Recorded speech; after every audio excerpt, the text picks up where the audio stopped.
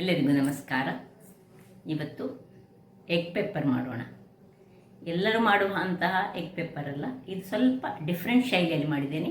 ಮನೆಯಲ್ಲಿರುವಂಥ ಇಂಗ್ರೀಡಿಯೆಂಟ್ಸನ್ನೇ use ಮಾಡಿದಂತಹದ್ದು. Pepper ಹೇಳಿದ ಕೂಡಲೇ ತುಂಬ ಖಾರ ಇರ್ಬೋದು ಅಂತ ನೀವು ಎನಿಸಿರ್ಬೋದು.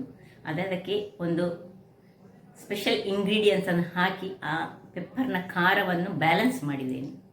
ಬಹಳ ಟೇಸ್ಟಿಯಾಗಿ ಬರುವಂತಹದ್ದು. ಇದು ಮಕ್ಕಳಿಂದ ಹಿಡಿದು ದೊಡ್ಡವರವರಿಗೆ ಬಹಳ ಖುಷಿಯನ್ನು ಕೊಡುವಂತಹದ್ದು. ಅಂದರೆ ಮಕ್ಕಳಿಗೆ ಯಾಕೆ ಹೇಳಿದರೆ ತುಂಬ ಖಾರ ಬರುವುದಿಲ್ಲ, ಬಟ್ ಖಾರದೊಟ್ಟಿಗೆ ಒಂದು ಸ್ವೀಟ್ನೆಸ್ ಬರ್ತದೆ. ಹಾಗಾದರೆ ಯಾರೆಲ್ಲ ನನ್ನ ಚಾನಲನ್ನು ನೋಡ್ತಿದ್ದೀರಿ, ಯಾರೆಲ್ಲ ಇನ್ನೂ ಸಬ್ಸ್ಕ್ರೈಬ್ ಮಾಡಿಲ್ಲ, ದಯವಿಟ್ಟು ಸಬ್ಸ್ಕ್ರೈಬ್ ಮಾಡಿ ಸಪೋರ್ಟ್ ಮಾಡಿ ಅಂತ ಹೇಳುತ್ತಾ ಬಹಳ ರುಚಿಕರವಾದ ಈ ಒಂದು ಎಗ್ ಪೆಪ್ಪರನ್ನು ಹೇಗೆ ಮಾಡುವುದೆಂದು ನೋಡೋಣ. ವೀಕ್ಷಕರೇ, 3 ಎಗ್ ಉಂಟು. ಇವತ್ತು ಎಗ್ ಪೆಪ್ಪರ್ ಫ್ರೈ ಮಾಡೋಣ.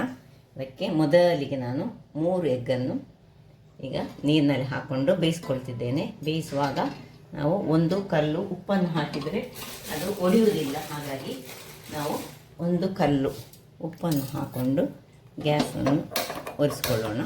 ಈಗ ಬೇಕಾಗುವ ಸಾಮಗ್ರಿಗಳನ್ನು ನೋಡೋಣ. ವೀಕ್ಷಕರೇ, ಎಗ್ ಬೆಂದಾಯಿತು. ಇದನ್ನೀಗ ಪಕ್ಕಕ್ಕಿಟ್ಟುಕೊಂಡು ಇದರಲ್ಲಿ ಒಂದು ಬಾಣಲೆಯನ್ನು ಇಡುವ.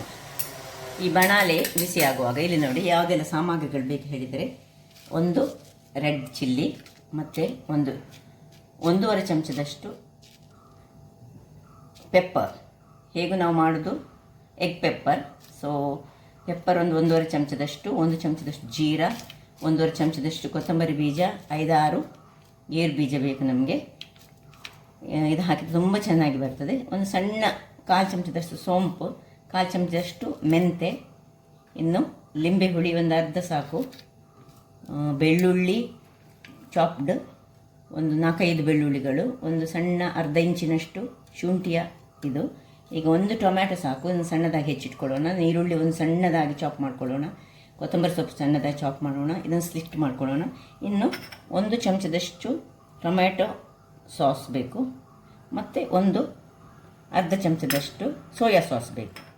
ಈಗ ಮೊದಲಿಗೆ ಇದು ಸ್ವಲ್ಪ ತಣ್ಣಗಾಗುವಾಗ ಇದು ಬಿಸಿ ಆಯಿತು. ಬಿಸಿ ಆಗುವಾಗ ಡ್ರೈ ರೋಸ್ಟ್ ಮಾಡುವ. ನಾವು ಮೊದಲಿಗೆ ಮೆಣಸನ್ನು ಹಾಕ್ಕೊಳ್ತಿದ್ದೇನೆ. ಮೆಣಸನ್ನು ಹಾಕ್ಕೊಂಡು ಸ್ವಲ್ಪ ಏನು ಎಣ್ಣೆ ಹಾಕ್ಕೊಳ್ಳೋದು ಬೇಡ, ಸ್ವಲ್ಪ ಬಿಸಿ ಆಗುವಾಗ ಅದರೊಟ್ಟಿಗೆ ಈ ಒಂದು ಕರಿಮೆಣಸು, ಕೊನೆಗೆ ಈ ಗೇರು ಬೀಜ ಹಾಕ್ಕೊಳ್ಳೋಣ. ಮತ್ತು ಎಲ್ಲ ಜೀರಾ, ಕೊತ್ತಂಬರಿ, ಸೋಂಪು, ಮೆಂತೆ ಎಲ್ಲವನ್ನು ಹಾಕ್ಕೊಂಡು ಚೂರು ಫ್ರೈ ಮಾಡ್ಕೊಳ್ಳೋಣ. ಫ್ರೈ ಮಾಡಿಕೊಂಡು ಒಂದು ಕರಿಬೇವಿನ ಸೊಪ್ಪಿನ ಎಳೆಯನ್ನೊಂದು ಹಾಕ್ಕೊಳ್ತೇನೆ. ಇಲ್ಲಿ ಉಂಟು. ಸೊ ಒಂದು ಎಳೆ ಹಾಕ್ಕೊಂಡು ಸ್ವಲ್ಪ ಡ್ರೈ ಆಗುವಾಗ ಈ ಒಂದು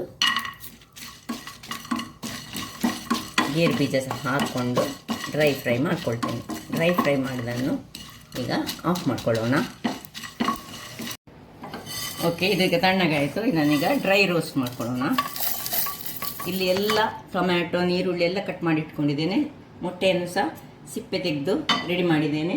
ಈಗ ಮೊಟ್ಟೆಗೆ ನಾವು ಒಂದು ಕಟ್ಸ್ಗಳನ್ನು ಹಾಕೊಳ್ಳೋಣ. ಈ ರೀತಿ ಸಿಪ್ಪೆ ತೆಗೆದ ಮೊಟ್ಟೆಗಳಿಗೆ ಹೀಗೆ ಕಟ್ಸ್ ಹಾಕೋಣ, ಅಥವಾ 2 ತುಂಡುಗಳಾಗಿ ಸಹ ನಾವು ಮಾಡ್ಕೊಳ್ಬೋದು, ಹೇಗೆ ಸಾಕ್ತದೆ. ಈಗ ಅದು ಹಾಗೆ ಇಲ್ಲಿ ಈಗ ಇದನ್ನು ಪೌಡರ್ ಮಾಡಿ ತರ್ತೇನೆ. ವೀಕ್ಷಕರೇ ನೋಡಿ, ಇಲ್ಲಿ ಪೌಡರ್ ರೆಡಿ ಆಯಿತು. ಇದನ್ನೀಗ ಪಕ್ಕಕ್ಕೆ ಇಟ್ಕೊಳ್ಳೋಣ. ಇಲ್ಲಿ ನಾನೊಂದು ಮಣ್ಣಿನ ಪಾತ್ರೆಯನ್ನು ಇಟ್ಕೊಂಡಿದ್ದೆ. ನಾನೀಗ ಮಣ್ಣಿನ ಪಾತ್ರೆಯನ್ನು ಮಾಡ್ತೇನೆ. ಸ್ವಲ್ಪ ಟೇಸ್ಟ್ ತುಂಬ ಚೆನ್ನಾಗಿ ಬರ್ತದೆ. ಪೆಪ್ಪರ್ ಅದರೊಟ್ಟಿಗೆ ಸೇರುವಾಗ ಮಣ್ಣಿನ ಪಾತ್ರೆಯಲ್ಲಿ ಅದರ ರುಚಿ ಒಂದು ಸ್ವಲ್ಪ ಹೆಚ್ಚು. ಸ್ವಲ್ಪ 3-4 ಚಮಚದಷ್ಟು ಎಣ್ಣೆಯನ್ನು ಹಾಕ್ಕೊಂಡಿದ್ದೇನೆ. ಎಣ್ಣೆ ಈಗ ಬಿಸಿ ಆಗುವಾಗ ಇಲ್ಲೀಗ ಎಣ್ಣೆ ಬಿಸಿ ಆಯಿತು. ಜಿಂಜರ್ ಗಾರ್ಲಿಕ್ ಪೇಸ್ಟ್ ಇದ್ದರೆ ಅದನ್ನು ಸಹ ಹಾಕ್ಕೊಳ್ಬೋದು. ಈಗ ನಾನು ಜಿಂಜರ್ ಮತ್ತು ಗಾರ್ಲಿಕ್ಕನ್ನು ಮೊದಲು ಹಾಕ್ಕೊಳ್ತಿದ್ದೇನೆ. ಅದರೊಟ್ಟಿಗೆ ಕಾಯಿ ಮೆಣಸು ಸಹ ಹಾಕ್ಕೊಂಡು ಸ್ವಲ್ಪ ಸಾಟೆ ಮಾಡ್ತೇನೆ. ಅದನ್ನು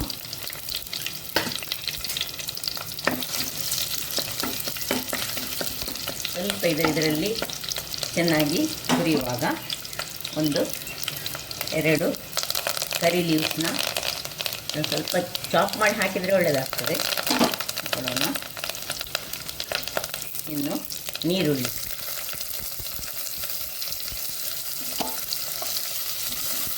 ಸ್ವಲ್ಪ ಕಲರ್ ಚೇಂಜ್ ಆಗಬೇಕು, ಗೋಲ್ಡನ್ ಬ್ರೌನ್ ಆಗೋದು ಬೇಡ.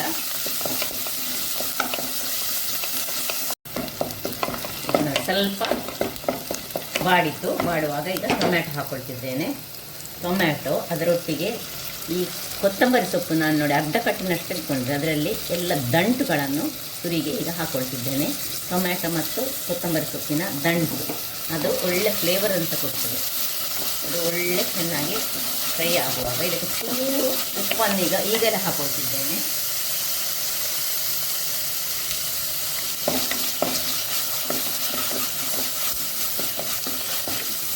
ಇನ್ನು ಒಂದು ಅರ್ಧ ಚಮಚದಷ್ಟು ಈ 3 ಮೊಟ್ಟೆಗೆ ಅರ್ಧ ಚಮಚದಷ್ಟು ಸೋಯಾ ಸಾಸ್ ಸಾಕು. ಇನ್ನು 1 ಚಮಚದಷ್ಟು ಟೊಮ್ಯಾಟೊ ಸಾಸು. ಮನೆಯಲ್ಲಿ ಟೊಮ್ಯಾಟೊ ಸಾಸ್ ಇರ್ತದೆ ಹೆಚ್ಚಾಗಿ, ಸೋಯಾ ಮತ್ತು ಟೊಮ್ಯಾಟೊ ಇರ್ತದೆ ಹೆಚ್ಚಾಗಿ. Vinegar, soya sauce, tomato sauce ಎಲ್ಲ ಮನೆಯಲ್ಲಿ ಇದ್ದಂಥದ್ದು. ಇದನ್ನು ಸ್ವಲ್ಪ ಚೆನ್ನಾಗಿ ಹೀಗೆ ಬಾಡಿಸ್ಕೊಳ್ಳೋಣ. ಬಹಳ ಟೇಸ್ಟಿಯಾಗಿ ಬರುವಂಥದ್ದು. ಈಗ ಏನು ನಾವು ಮಸಾಲೆ ಮಾಡಿದ್ದೇವೆ ನೋಡಿ ಅದನ್ನು ಅದಕ್ಕೆ ಹಾಕ್ಕೊಳ್ಳೋಣ.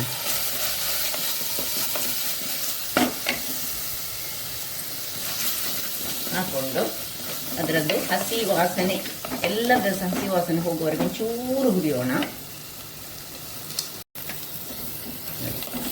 ಇನ್ನೀಗ ಇದಕ್ಕೆ 1 ಲೋಟದಷ್ಟು ನೀರನ್ನು ಹಾಕ್ಕೊಳ್ತಿದ್ದೇನೆ. ಹಾಕ್ಕೊಂಡು ಇದು ಒಳ್ಳೆ ಒಂದು ದಪ್ಪ ಕುದಿಬೇಕು, ಒಳ್ಳೆ ದಪ್ಪ ಆಗಬೇಕು, ಕುದ್ದು ಅಷ್ಟು ತನಕ ಸ್ವಲ್ಪ ಇದನ್ನು ಹೀಗೆ ತಿರುಗಿಸ್ಕೊಳ್ಳೋಣ.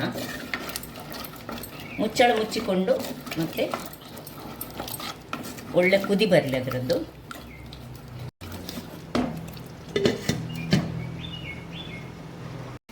ಇದೀಗ ಕುದೀತಾ ಇರುವಾಗ ಇಲ್ಲಿ ಮೊಟ್ಟೆಯನ್ನು ನೋಡಿ ಈ ರೀತಿ ಕಟ್ಸ್ ಹಾಕಿ ಮತ್ತೆ 2 ಭಾಗಗಳಾಗಿ ಮಾಡ್ಕೊಳ್ತಿದ್ದೇನೆ.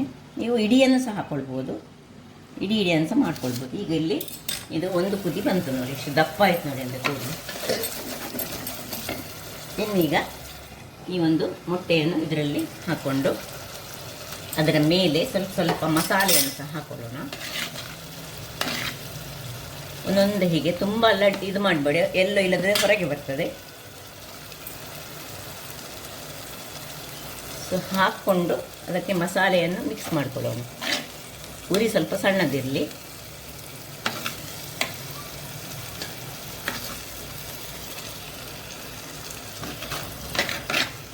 ಮೊಟ್ಟೆ ಆಲ್ರೆಡಿ ಬೆಂದಂಥದ್ದು. ಈಗ ಇದರ ಮೇಲೆ ಸ್ವಲ್ಪ ಲಿಂಬೆಯ ರಸ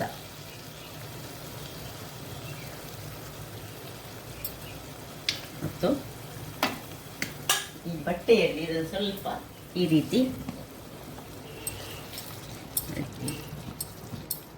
ಒಳ್ಳೆ 1 ನಿಮಿಷ ಇದನ್ನು ಮುಚ್ಚಳ ಮುಚ್ಚಿ ಅದರೊಟ್ಟಿಗೆ ಮಸಾಲೆ ಎಳಿಲಿಕ್ಕೆ ಇದನ್ನು ಅಡಿಮೇಲೆ ಮಾಡ್ಕೊಳ್ಳೋಣ. ಅಂದರೆ ತಿರುವಿ ಹಾಕೋಣ. ಮತ್ತು ಹೆಚ್ಚು ಅಲ್ಲಾಡಿಸಬಾರ್ದು, ಯಾಕೆಂದರೆ ಎಲ್ಲೋ ಕಲರ್ ಅದರದ್ದು ಅದರಲ್ಲೇ ಎಲ್ಲೋ ಪೀಸಸ್ ಅದರಲ್ಲೇ ಇರಬೇಕು ನಡುವಿನದ್ದು. ಸೊ ಹೀಗೆ ತಿರುವಿ ಹಾಕ್ಕೊಂಡು ಇದು ಇನ್ನೊಂದು ಸೈಡ್ ಡಿಶ್ನಾಗೆ, ಬಟ್ ಚಪಾತಿ ಒಟ್ಟಿಗೆಲ್ಲ ತಿನ್ನಲಿಕ್ಕೆ ಒಳ್ಳೆಯದಾಗ್ತದೆ, ತುಂಬ ಚೆನ್ನಾಗಿ ಬರ್ತದೆ. ಸೊ ಇದರ ಮೇಲೆ ಇನ್ನು ಸ್ವಲ್ಪ ಲಾಸ್ಟಿಗೆ ಸಹ ಸ್ವಲ್ಪ ಕೊತ್ತಂಬರಿ ಸೊಪ್ಪು ಇಟ್ಕೊಳ್ಳೋಣ. ಸ್ವಲ್ಪ ಕೊತ್ತಂಬರಿ ಸೊಪ್ಪು ಹಾಕಿ 1 ನಿಮಿಷಗಳ ಕಾಲ ಇದನ್ನು ಹೀಗೆ ಮುಚ್ಚಿಟ್ಟು ಬೇಯಿಸ್ಕೊಳ್ಳೋಣ. ವೀಕ್ಷಕರೇ ನೋಡಿ, 1 ನಿಮಿಷ ಸಾಕು, ಹೆಚ್ಚು ಬೇಡ, ಇದು ಆಲ್ರೆಡಿ ಬೆಂದಂತಹದ್ದು. ಸೊ ಇದನ್ನೀಗ ಆಫ್ ಮಾಡಿಕೊಂಡು ಸರ್ವ್ ಮಾಡ್ತಿದ್ದೇನೆ. ಎಷ್ಟು ಚೆನ್ನಾಗಿ ಬಂತು ಹೇಳಿದರೆ ನೋಡಿ, ಒಂದು ಎಲ್ಲೋ ಕಲರ್ ಸ್ವಲ್ಪ ಸಹ ಅದರಿಂದ ಹೊರಗಕ್ಕೆ ಬರಲಿಲ್ಲ.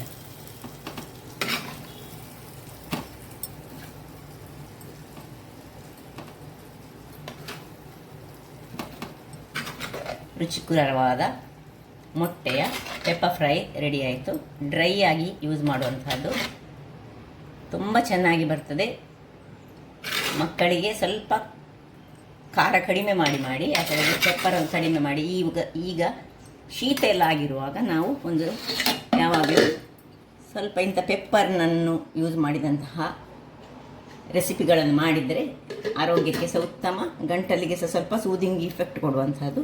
ಹಾಗಾದರೆ ನನ್ನ ಈ ಕುಕಿಂಗ್ ಚಾನಲ್ ನಿಮಗೆ ಇಷ್ಟ ಆದರೆ ಬೋಳೂರು ಸುವರ್ಣ ಚಾನಲನ್ನು ಲೈಕ್ ಮಾಡಿ, ಶೇರ್ ಮಾಡಿ ಹಾಗೂ ಸಬ್ಸ್ಕ್ರೈಬ್ ಮಾಡಿ ಹಾಗೂ ನನ್ನ ಇನ್ಸ್ಟಾಗ್ರಾಮ್ ಪೇಜನ್ನು ಫಾಲೋ ಮಾಡಿ. ಧನ್ಯವಾದಗಳು.